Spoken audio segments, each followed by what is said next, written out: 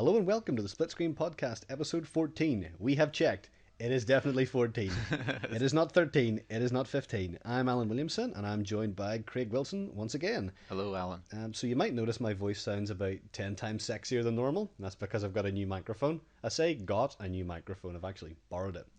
And it seems to actually capture the full range of my Irish brogue and its bassiness. I don't know if this microphone also picks up a lot of nice things. We've got a dog barking next door. Should And, probably call the RSPCA about that. And we've got an impromptu concert down the street, which is echoing up the road. Yeah, there's a rave going on down the road as well. So these are all the delights that we can now capture with a full range of audio equipment. London's very noisy. Sounds interesting though. I guess whenever you talk about music and sound in games, you automatically think of soundtracks, but sounds much more than that. It sounds more than just a soundtrack, you know. And in fact, in a way, the soundtrack's the least important part because it's all those ambient noises and sound effects that really matter. I mean, a lot of early video games didn't really have music. You had like something like Pac-Man, Space Invaders just had kind of jingles and little tunes. Donkey Kong, we just had a little introductory theme, and then you had sound effects. Yeah, do you think there wasn't enough hardware power to do music and sound effects? And do you think those sound effects were they being generated by the hardware? If you know what I mean, like I'm thinking back to like those old Spectrum where it was just like it's just garbled noise. I mean, it's not like a sound as you would think of like a pellet or a coin, like in Mario. Okay, obviously a coin doesn't have a sound, but you know that coin sound in Mario. Yeah. The stuff that came before was just like weird screeches, but they were able to sort of use that in a way where you could get across like, oh well, this corresponds to when I shoot, so I guess that's the noise that this gun makes when I shoot things. I guess people did what they could with what they had at the time.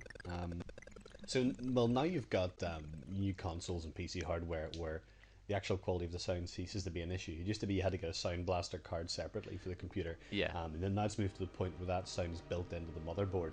And it's not that it's good enough, and audiophiles can tell the difference. It's that it's really more than good enough. It's really excellent built-in sound. And so that kind of dedicated market for sound cards is just dried up completely. Yeah, and I find it really interesting to when you boot up a game like Half-Life 2, and if you walk around the cityscape, what they're able to do with that sound. You let me hear the non-video cityscape. Yes. So it's just an audio recording of someone walking through the early stages of City 17. Yeah. End of the line. Welcome to City 17. You have chosen or been chosen to relocate to one of our finest remaining urban centers. I thought so much of City 17 that I elected to establish my administration It's all I have left. in the citadel so thoughtfully provided All right, I'm by moving. our Jeez. benefactors. I've been proud. Are you the only ones on that train?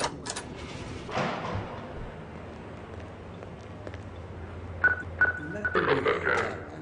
See, do not agree. Why has the combine seen fit to suppress our reproductive sight? Sincerely. I love that idea of them recording each of these sounds separately, and then coming back and then building them in to this living city. As in it is living in terms of the soundscape, and it's imperceptible to if you actually just walk down London. Yeah. And that people are harassing you and telling you to pick up cans, and Well, what's interesting is there is no music, and yet it generates plenty of atmosphere. that's true. A lot of the music in Half-Life 2 is very incidental. You get a few seconds of music, like Ravenholm. Mm-hmm. So you first go to Ravenholm, it goes like, and that's it. Yeah. And it's just you and a couple of zombies. So a lot of that music's very incidental. It only creeps in as a recurring theme to let you know that something bad's happening. When I think about a game like that and the soundscape, it's never going to age in the same way that the visuals will. Yeah. And like Half-Life 2 had a sort of Star Wars treatment. It sort of went in and had to sort of nips and tucks and a little bit of Botox when it came out on the Xbox 360. It had all the HDR lighting put back in. Well, so when you go back to like old Source Engine version of it, the sound though is as good. And Yeah. I think that probably is what helps you get over those uncanny valleys in a lot of games. There's an interesting series on Nightmare Mode by a guy called Peter Hasselstrom. I think it's just called Soundscapes. He talks about I think he was just frustrated that nobody was talking about sound in games, and so he did this series. And one of the things he talks about is Metro 2033, which is a game I haven't actually played. You know, you're tougher than you look. Let's go, move. We're almost at the market. It would be a pity to get eaten when we're so close.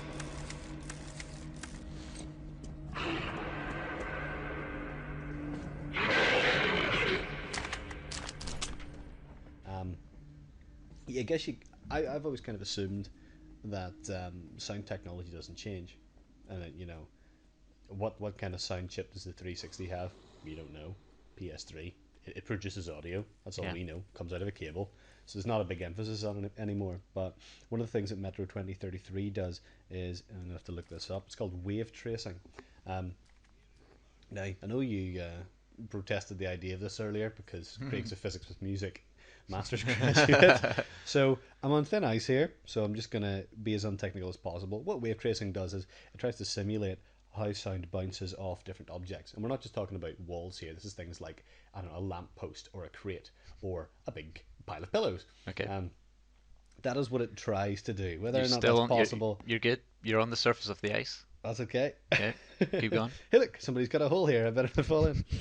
And so Hasselstrom talks about, you know, how this really adds to the atmosphere, and he's played the 360 version, which doesn't have this wave traced sound, and how it just doesn't have the same level of atmosphere at all, because, you know, humans are very intelligent at sound processing, and we can tell whenever you get that fake echoey sound, you know, I'm walking in a pipe, that kind of fake echoey sound. Whereas in this, it sounds a lot more authentic and realistic, so you can, it sounds more claustrophobic. Open up! Don't let your two-legged brethren die a foolish death! Are you deaf in there? We're going to be eaten!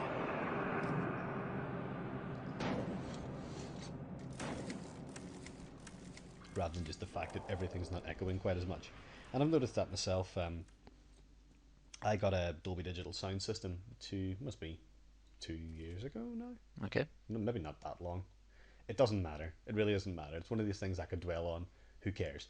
I have this thing. It turned up one day, and I like it. And one of the games I was playing on it was Bioshock 2, which sounds absolutely amazing in Dolby 5:1 digital. You've got the kind of obvious things like, you know, Halo and Bad Company 2 sound extremely loud. There is a big subwoofer. But the real difference was Bioshock, because you felt completely immersed in it. I felt like it reminded me of being in a leaky caravan when I was really young, hearing the rain beating down all around you, that kind of thing. Yeah, I think that in the sound design in the Bioshock games is it's kind of, I don't think it was praised as much in terms of creating that world. When people say, "Oh, the environment tells a story," they were looking at the Art Deco and all the Ayn Rand stuff that's in the narrative of it. But But just just part of that is the audio diaries and the period music. yeah, and that audio diaries, I mean, that's a very clever use and probably quite an economic use of sound that you get across narrative. Go to Neptune's bounty. Find my family, please.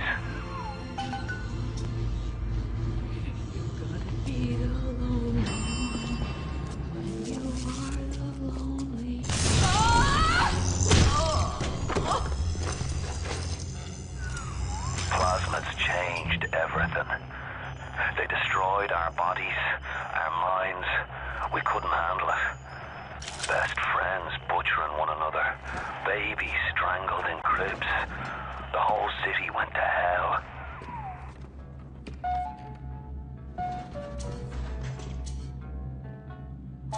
If I didn't care.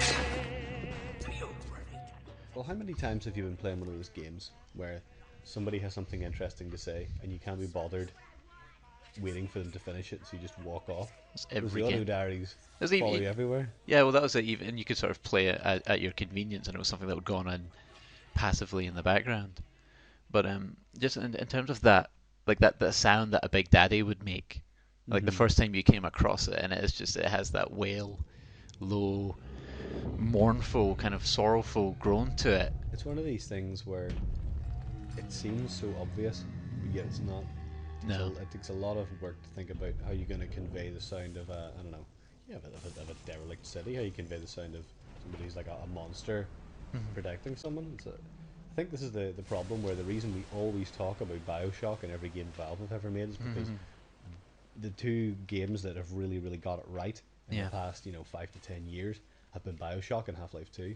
They just nailed everything down. Well, I would say even it's still, we can keep banging the Valve bell, but Left 4 Dead, the sound in Left 4 Dead is absolutely fantastic. Yeah. Now you've got that in terms of how they would have the same this discordant melody. It was bom, bom, bom, bom, bom, bom. It was some random arrangement. Drake Wilson is an audio producer. We're going, but this motif would get played again for each of the 4 or 5 special infected characters, but they were played at a different register. So the boomer was lower, whereas the hunter, it was slightly higher. The smoker had another pitch as well, or you would just get a little clang of like a high-strung piano, and you would soon learn like, oh, that means that something is about to happen, and then you get the big rush of the horde. So they were actually using it as a musical cue for you to get ready.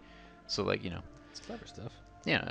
I think that kind of thing's great. But that's one of the things that sound can do that video can't, is that sound can show you what's not there. Yeah. Left 4 Dead's one of those examples about it alludes to things and it builds up suspense. Yeah, and Dead Space again, my other game that I harp on all the time. Because when I get the other game Craig's played, the other game I've played in the past 3 years, but whenever I get scared, I don't cover my eyes. I kind of cover my ears. Like whenever I'm watching a scary film, I go for the mute button first. That's interesting. When I say like a scary film, I mean even like there's a scene in I Am Legend where he's alone in New York City and he's there with his dog, and his dog just runs off into this building, and I was like, oh no, like he's gonna go in there, and he goes in there. Let's get this thing muted. And like I was like physically like crouching down in the cinema in my seat, and then like my hands were just moving up slowly up the side of my head, and then I was just like pressing against my ears, because that's how I'll hide. It's like I don't want to hear what's going to happen, but I'll watch what's going to happen. Just for all the listeners who want a bit of background information, who aren't just here for the juicy gaming tidbits.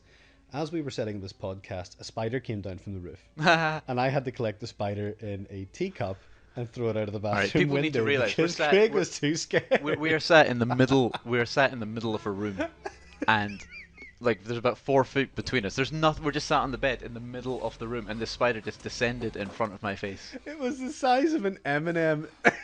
Which is like in front, like put an M&M right in front of your eye, and it's the size of your eye. So it was the smallest spider I have ever seen. Yeah, I told you why though. I told you there's a horrible. Well, I'm laughing, so at least somebody's enjoying themselves. Yeah, well. I didn't kill the spider. I threw it out. Well, that was a particularly effective game, in terms of how they would just throw just these seemingly random noises in, but you can always tell that they're generated to be paced at a certain rate. So you just get a metal clanging in the background. Yeah, well, one of the things you could do is once you have associated,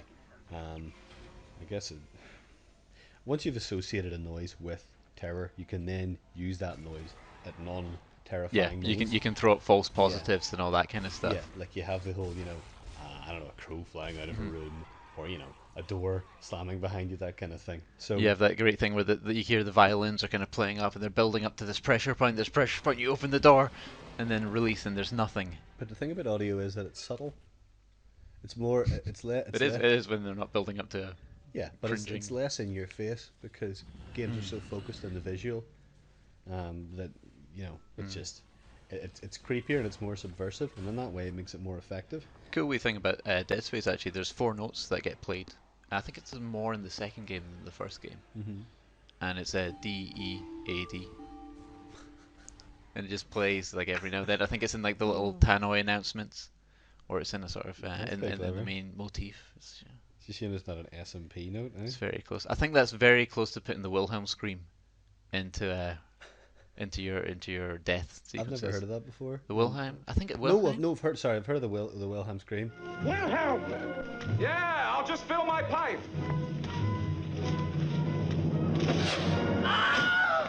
Was in Star Wars. It's the one Spielberg uses in a lot of his films as well, and Indy Jones has it in every film. Yeah. I've heard of that, but I've never heard of this D-E-A-D. Well, they did that. I think it's like a gimmick, but I kind of like it. But terror is kind of based on illusion.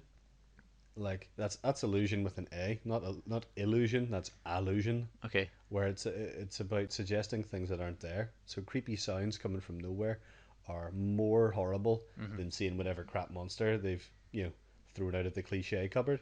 Um, a lot of well, in terms of audio motifs in horror games, the one that springs to mind is Resident Evil's save room theme.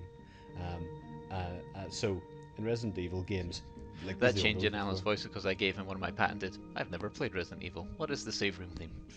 Never played Resident Evil. No, never. If anybody wants to write in with a list of games that would played like Resi Craig to 5, play, actually. played Resi 5? Yeah. So you've played The worst one, is yeah, it? but the worst. Of the Okay, series. I quite enjoyed it.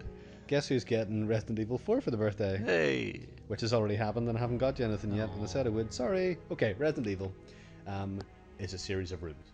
And some of those rooms are save rooms. Okay. You get like a typewriter and you just save your progress. Yeah, in something there. about a ribbon. Yeah, you need ink ribbons. It's a silly thing. But whenever you go into save rooms, it plays a save room theme. It's like a very nice, calming piano music to let you know that it's okay to change your pants. Okay. So you know that nothing's ever going to come at you in the save room. The opposite is Project Zero, or it's known as Fatal Frame in the United States. Oh, I've heard about this. Which is the one we have to take pictures of ghosts with cameras. I love it.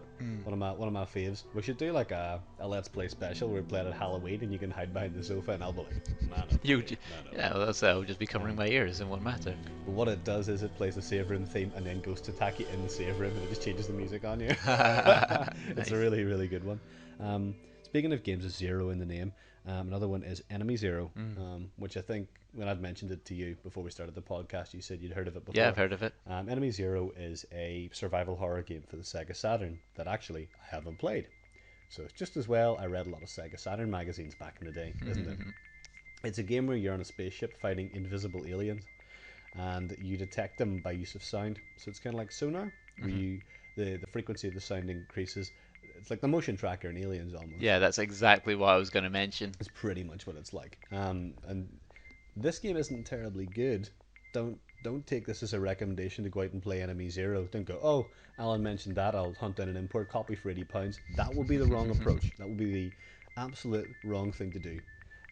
But it's interesting.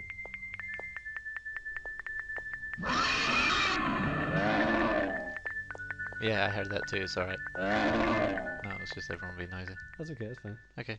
Is that we? It's because it's late at night, everybody's getting ready for bed. Okay, so you're saying?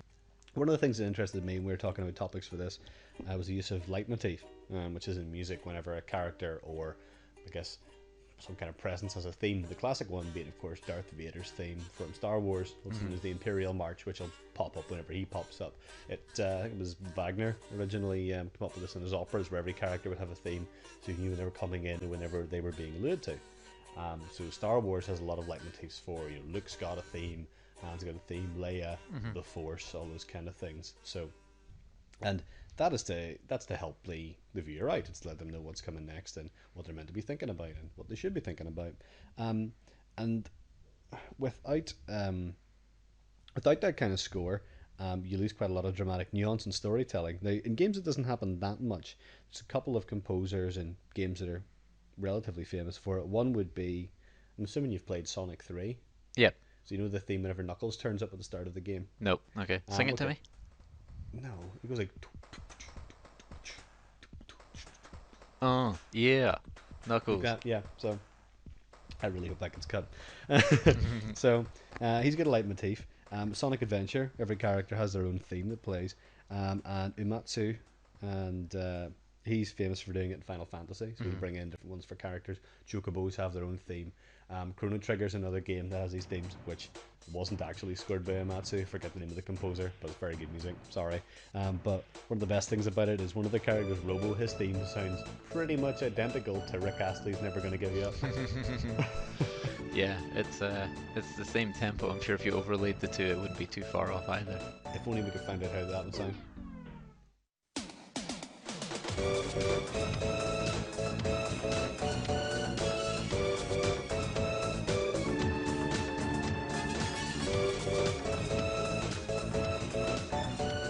Okay, there we go. Presumably. Magic. Yeah. Wow, that was. I'm sure future Craig enjoyed having to search out and do that, but thanks, future Craig. We appreciate it. We do, future Craig. We appreciate all your efforts. Yeah, you're saying in terms of composers, Harry Gregson Williams? That's right. Greg Williamson, perhaps, or maybe No, it's Harrison not. Greg William? Greg Williamson. Good surname. Some permutation No, of them. It's Harry Gregson Williams, I think. Although if you go across the Metal Gear games, they change drastically between them. In Metal Gear 2, there's a nice use of foreshadowing in that, where you've got the character of the ninja, mysterious second appearance of this ninja, and you don't know the identity of her, as it turns out. I'm going to spoil it now. It turns out it's this character who you meet at the very beginning of the game, but when she's introduced on screen for the first time, she has a little melody that plays, and then when the ninja appears, it's the same melody, but now played with different, more electronic instruments, sort of getting across the cybery feature of the getting across the cyber element of the character. Cybernetic composition. The cybernetic composition. Okay, Banjo-Kazooie, what can you tell me about that? Banjo-Kazooie is like the best cartoon video game ever made, in terms of its sound. Are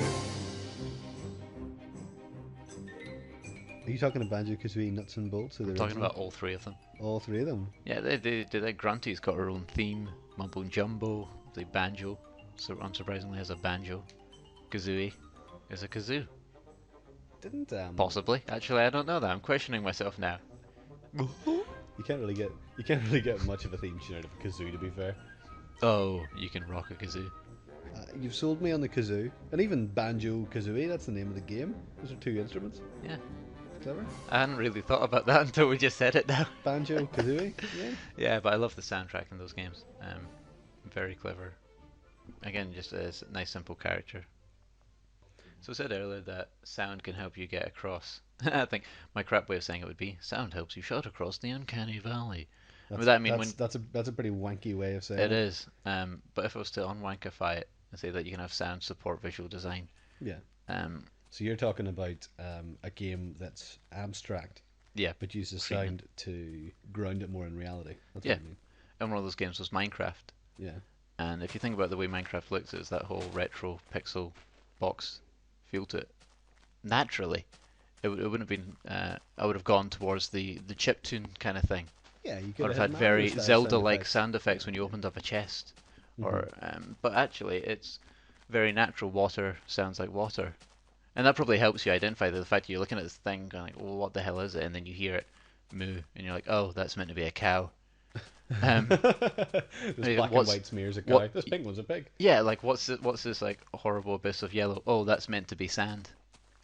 It is quite good like that, and it's one of these games that I wouldn't play with the volume turned off because you never know when you get attacked by a monster. But interesting as well, when you're digging in that game, there's a certain rhythm to it. Yeah. Because when you go, and then the sorry, I just blew into the microphone. It almost forms its own soundtrack. Yeah, when you get that kind of rhythm. And that's part of why you could go in and keep doing it. Otherwise, if it was say, like you'd have to get that right, you'd have to get the pacing right of certain actions. Otherwise, you're going to feel like discordant with it. It's like all those old shooter games where the sound of the bullets, because you're continually shooting them, also forms part of the soundtrack. So you need to have music that ties into that, and that's why you get a lot of driving rock music and that stuff with a constant beat to it. In the first Mario game, apparently the composer played the game while writing or played prototypes of the game while writing the score, so that you would have the right tempo to when Mario would run and when he would jump, so that you're not, I think it's one of those games just as that kind of classic soundtrack that we look at it now and we think, oh, this is just an iconic one. It's a really famous tune like Zelda's Overworld theme, but the reason that it's stood so well is because it fits the game perfectly. Really, really excellent. Yeah, I think there's certain games like that where the score is as much as is as big a part of the identity as the visuals are. I mean, with some games, the score is the game.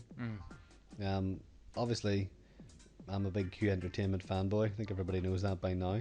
So I'm thinking about games like Rez, Luminous, Child of Eden, and those are games where the music is the game playing away. So it's ostensibly a real shooter, Child of Eden, but you're also creating sounds while you play.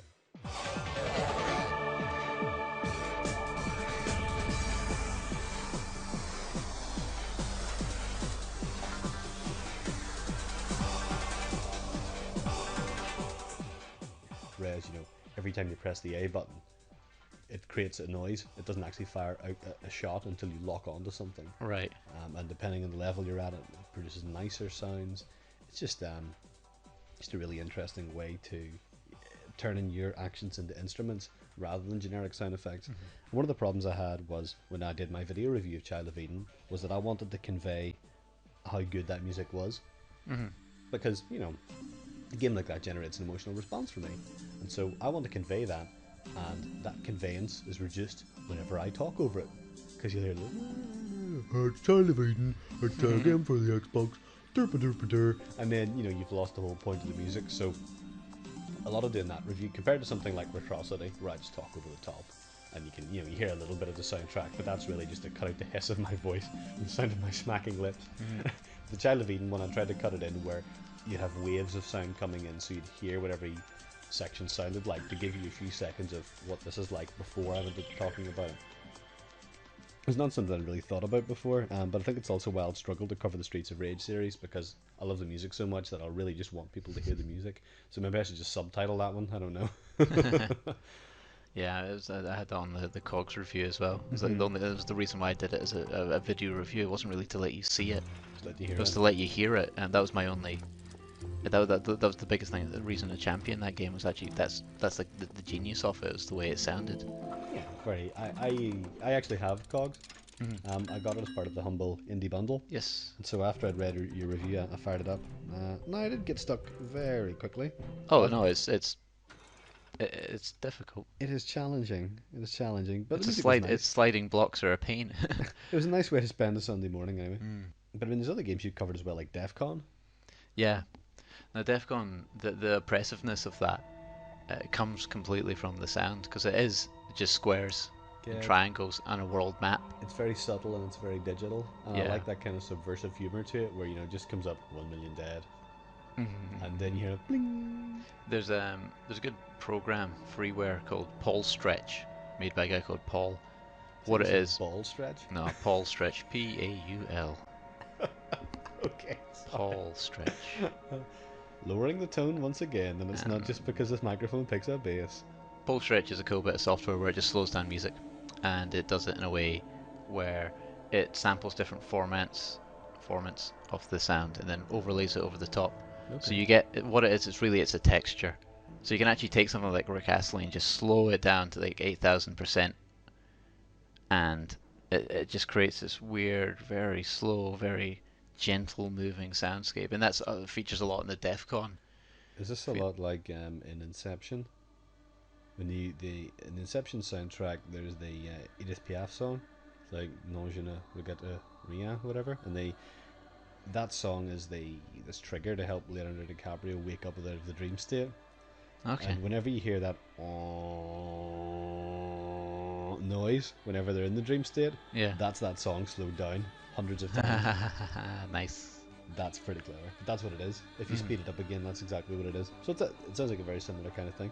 Yeah, it's a cool wee toy actually. If you want to go out and if you want to study music, I highly recommend that, because it's non-verbal. Let's not do that. Let's just make pleasantries and talk rubbish. Anyway, so much easier for me. Another pleasant bit of rubbish was Auditorium. Oh yeah. Which for me was a game where actually the sound was the only cool part of it, because you were doing pretty basic. I found Auditorium quite boring, I have to say. I remember seeing trailers for it. I thought that's quite good. You can listen to music while you play a game, but that idea of the music building up as you solve the puzzles. Hold on. Oh, I'm thinking of Audio Surf. No, Audio Surf. That's a boring game. Auditorium. That's a good game. Audio Surf. Audio Surf's quite a cool wee game actually, because it was if you imagine Guitar Hero crossed with F-Zero and a little bit of Tetris thrown in there, except the tracks generated from the music that you play. I don't know. I just find it just like a visualizer. I like visualizers. I like visualizers too. They can be passive. The whole point of visualizers is they aren't games. I don't know. Not my cup of tea. Child of Eden is nothing but a visualizer. Child of Eden. That's all that game is. No, it's a visualizer that you dance to. I've totally dug a hole for myself. Let's just pretend that I'm.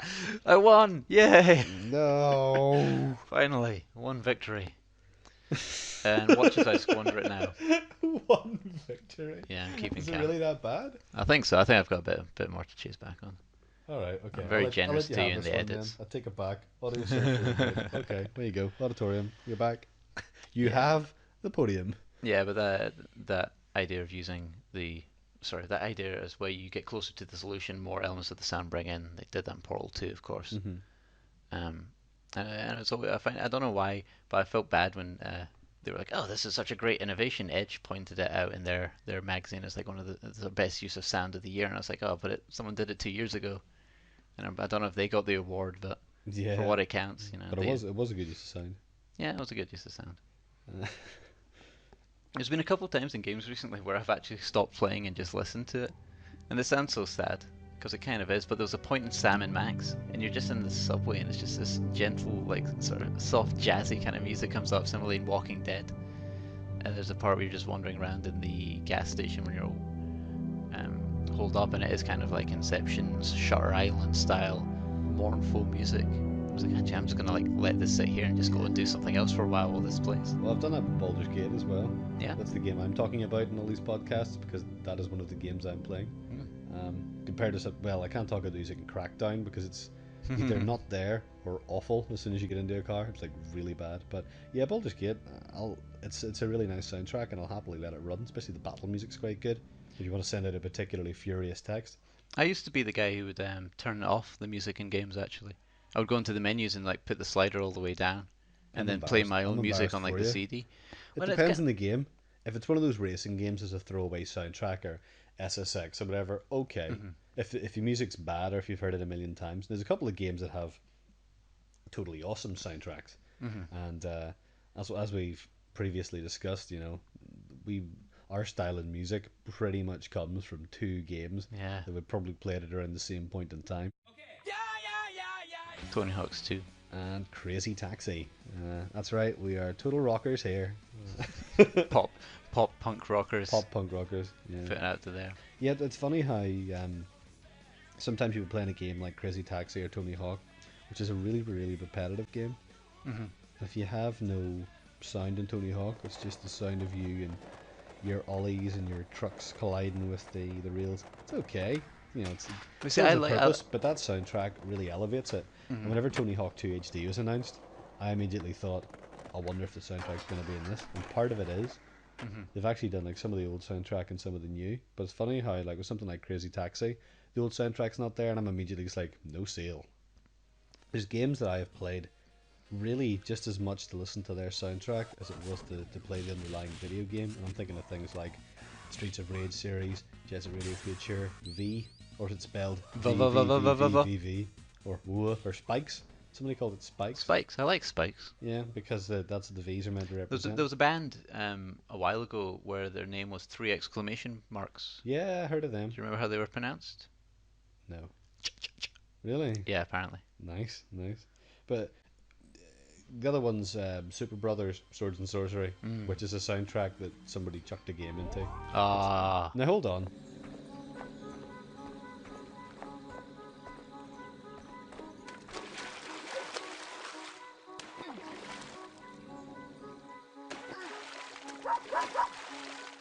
Now hold on. I think it's a really good experience and I think people should play it, but it's very much something that's nice to look at, nice to hear. It's not a great game. If you took a... Don't make that face at me. I'm making a face at Alan. He's trying to narrow his eyes and burn through me with an icy stare. If you took the music out of that game, I couldn't think of a reason to play it. If it was just like even if it was just the nice pixel art graphics, I wouldn't play it without the music because the music is that good. It's one of the soundtracks that I will sit and happily listen to while I'm doing something else. It's not just the soundtrack. I think when you were the game encourages you to, like, especially in the early sections, you're just tapping trees, tapping the water. I think it's a very natural soundscape that's in there. But as you're sort of releasing these certain little spirits from like elements of the world, from trees and from rivers, and they would make this little sliding noise where on like your left ear it was like a low note sliding up, and then on the right ear it was like a high note sliding down.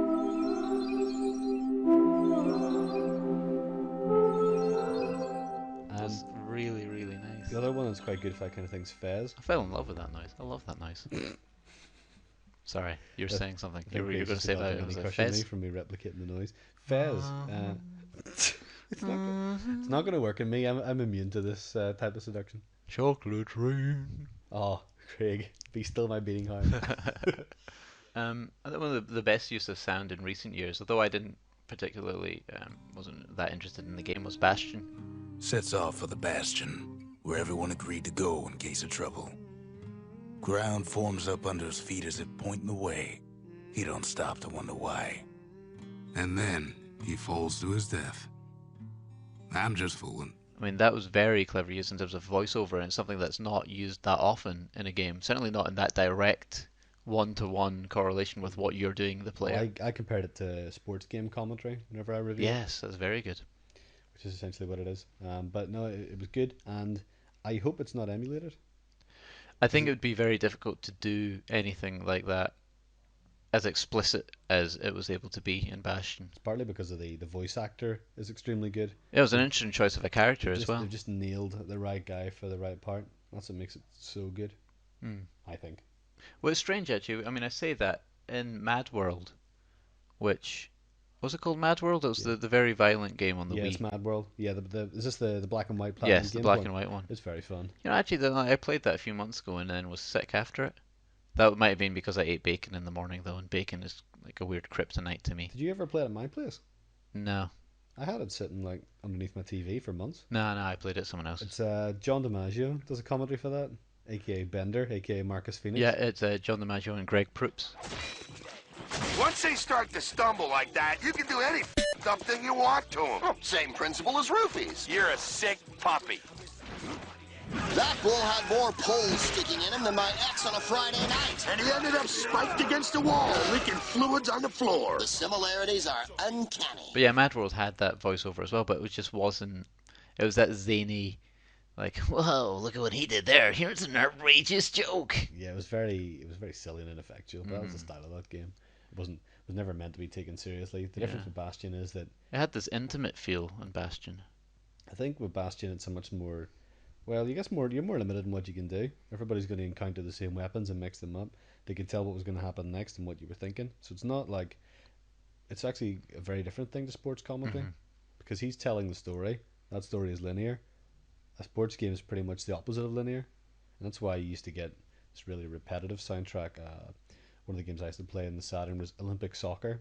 And you used to have the same 2 or 3 things every time somebody fouled. And I can remember them right off the top of my head. Because I've heard them so many times now. Where he took the man, not the ball. Well, they certainly won't be exchanging Christmas cards. Yeah. And that was it over and the over. legendary problem of they have all these different audio scripts in there, Left 4 Dead again, actually.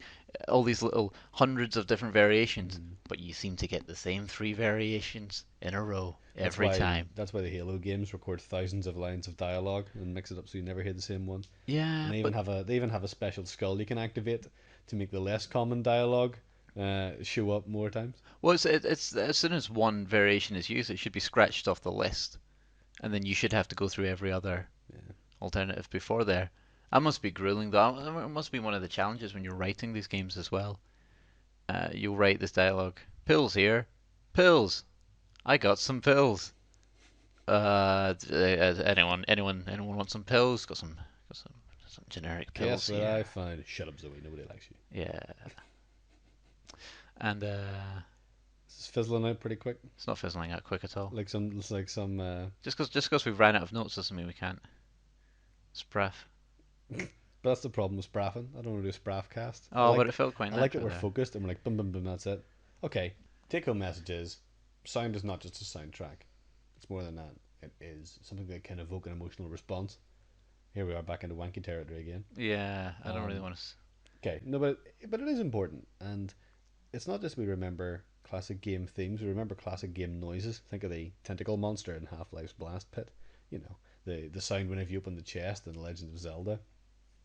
Even the sound of some weapons and things. Sound of a fireball coming at you in Street Fighter 2. Exactly. All those sound effects the characters shout. All those characters have their own themes. Guile's theme famously goes with everything.